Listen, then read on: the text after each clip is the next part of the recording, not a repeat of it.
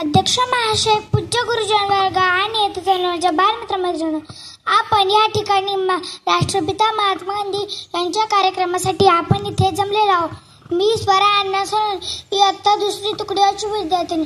मी आपल्या समोर उभी आहे ती महात्मा गांधींबद्दल बोलण्यासाठी. महात्मा गांधीजी म्हणजे सत्य आणि अहिंसेचे पुजारी होते. त्यांनी हाच मार्ग स्वतःच्या आचरणातून सगळ्या जगाला दाखविला. महात्मा गांधीजी म्हणजे भारताच्या आणि भारतीय जनतेच्या आचार सेवा केली, म्हणून लोक त्यांना राष्ट्रपिता म्हणतात.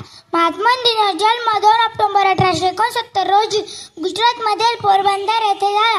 त्यांच्या आईचे नाव पुतळाबाई व वडिलांचे नाव करमचंद गांधी असे होते. त्यांचा व्यवसाय दुकानदारी होता. त्यांची आई स्वभावाने खूप प्रेमळ होती. ती उपवासही करत, पूजाविधीही करत. त्याचाच परिणाम महात्मा गांधींवरती झाला. गांधीजी बालपणापासून अतिशय लाजाळू होते. ते इतर मुलांपासून दूर राहत होते.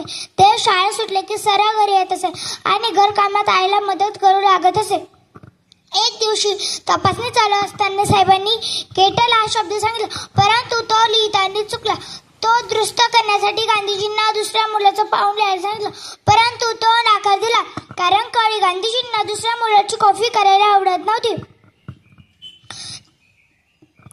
एक दिवशी गांधीजी शाळेत असताना त्यांनी श्रावण, पितृभक्त, हरिश्चंद्र हे 2 नाटकं बघितलं. त्याचाच परिणाम तो कायम स्वरूपात राहिले. एवढे बोलून मी माझे भाषण संपवतो. जय हिंद, जय महाराष्ट्र.